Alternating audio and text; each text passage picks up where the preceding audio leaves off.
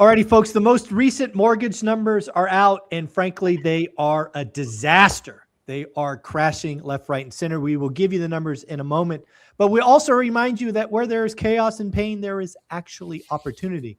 Before we get into the numbers, let's welcome Matt, the mortgage guy. How you doing, buddy? I'm doing great, Mike. How the heck are you doing, brother?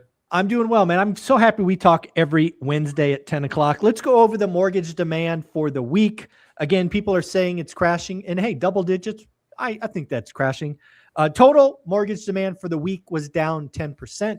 If you want to break that down further, you could say refinances were down 15% and purchase applications were down 5%. All three of those numbers, however, are just week on week. If you step back or zoom out, you will actually realize that refi demand is up 52% year on year, and purchase demand is up 5% year on year. So yes, I know the doomers will push the narrative that mortgage demand is collapsing, but frankly, it's just not true. What say right? You? Yeah, and I think we had such a hot start to the year that it feels colder than it is. It feels a little sudden. bit more, it's more sudden. stale than it is, because you can make any stat say anything you want. I just read something this morning about 42,000 transactions fell through in February.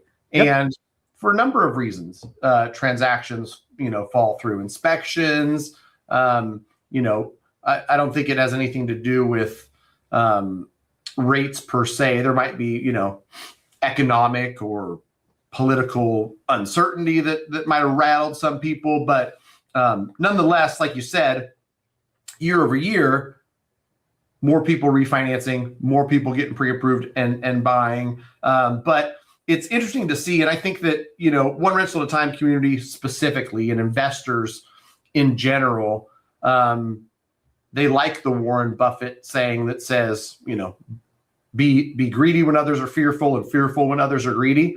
Right now, there's probably some fear in the market for a number of different reasons. There's lots of fear in the market. There's lots of fear in the market, right? Yes. Rates and uncertainty and all that. And so as an investor, you should be excited about it, because I think that when we talked last week, you were correct in saying that it sucks to be a seller right now. If it sucks to be a seller, I got a real example for you. So again, everybody knows that Olivia and I went out and raised about $1 million, a few weeks ago before rates exploded, because I wanted even more dry powder for what's coming. And I'll just tell you right now, we were offered a 42-unit portfolio yesterday of properties in our market, stuff that we own. And the seller is, I'll say, somewhat motivated, meaning they're probably, if we bought the collection, we probably could get it for 15% below market. But that's not where I'm playing, right? I want 30 or 35% below market. That stuff's coming, right? So again, the whole point of this is, dude, I'm not like the masses. When everybody's afraid, I'm freaking greedy. And that's where we are. Everybody's afraid. Buyers are afraid. Sellers are afraid. So Zuber's going to get freaking greedy and see what he can make. Nice. And when you say my market, you're talking Fresno, right? Where you guys own, not where you live. Okay, cool. Yeah, it's interesting to see. I think that there's lots of factors playing into the reason investors should be optimistic. Investors of the past generation aging out, and just like I see people super excited. The Cody Sanchez's of the world and stuff are like, there's business owners that are 72 and they don't want to operate their business anymore, and so they're aging out, and you can get great deals on businesses. You can do that in real estate, right? I don't know the situation about the Fresno 42 units, but these might just be, hey, I'm 75 years old. I'm tired of dealing with this shit. Like, take it. I'll put it 8% and write off. Yeah, that's exactly what happened in this case. They are, I don't know if they're quite 75. They're over 70. But yeah, they're just done with this. And, again, it's just come on the market. I generally don't do deals first day listing, but I was one of the 5 investors who got a phone call that this was coming. What I envision is working on some kind of number that gives the seller, I'll probably do a 50-40-10 with like Stephen Dow, for example, right? I'll just use some fake numbers. I'll pay him $6 million for the portfolio. I'll give them $3 million first position. I'll come in for 600 grand, which is 10%. And then I'm going to have the seller hold back 2.4 million. And then what I'm going to do with that 2.4 million is I want to do something where I write them one check a year. I'm going to write you a 100K check for the next 24 years.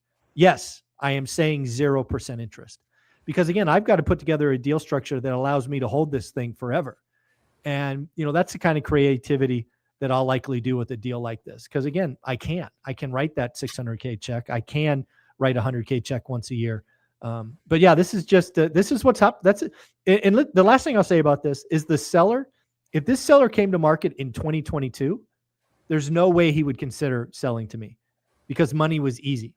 The only reason I'm going to even consider a crazy Zuber deal structure is because I'm the only buyer.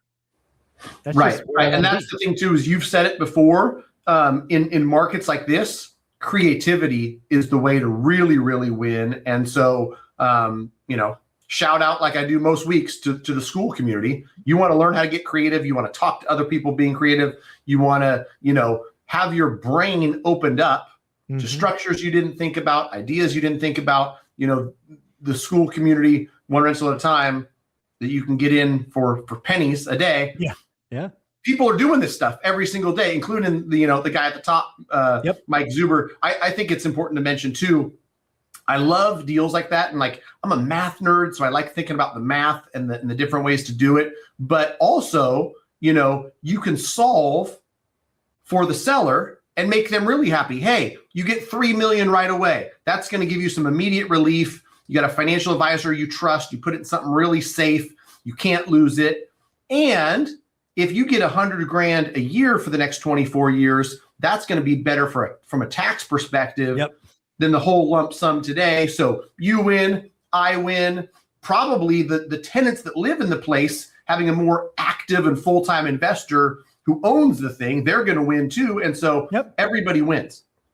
No, that's exactly why, this time is, and it feels really, I don't know, like bad, maybe a little guilty to say it, but in the environment we're in today, where everybody's afraid, there's only one pool of people that win, and that's investors, and specifically investors who have a focused buy box, who have daily discipline, who write lots of offers, who follow up.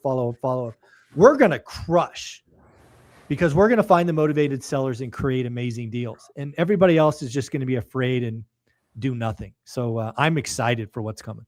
Yeah. I think too, when you look at like mortgage demand, and we're talking about general numbers, that doesn't translate to the one rental at a time family of people that are calling every day saying, hey, I came across this. What do you think about this?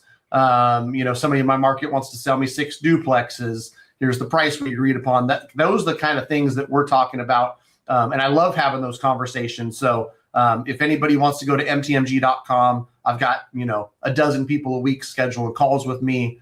More than happy to help. One quick ask, please. If you schedule a call with me, I don't know. I'm trying to train the AI. I'm not a smart dude, right? I know mortgage really well because I've done a lot of them, but I'm not an AI tech master. Somewhere, this AI chatbot is supposed to ask you to leave notes. What the heck do you want to talk about? I do better when I have a little bit of time to prepare. Hey, I'm looking at doing a cash out refinance in Florida. Oh, it's worth this. Here's my estimate of my credit score. Hey, I'm looking to do, gift of equity purchase with some family members in this state. Let me know so that, if I want to do 5 or 10 minutes of work before our call, so that I'm better prepared for your specific scenario, the more info you give me, the better. So mtmg.com, connect me and my team, give us as much information as possible up front so I can serve you better. At the very least, what you're going to get from us is honest advice and pointing you in the right direction. Yep, folks, at the end of the day, go to mtmg.com, get something started, ask questions, see what's right for you. Matt, you're amazing. Have a good week. Cool. You too. Thanks, brother.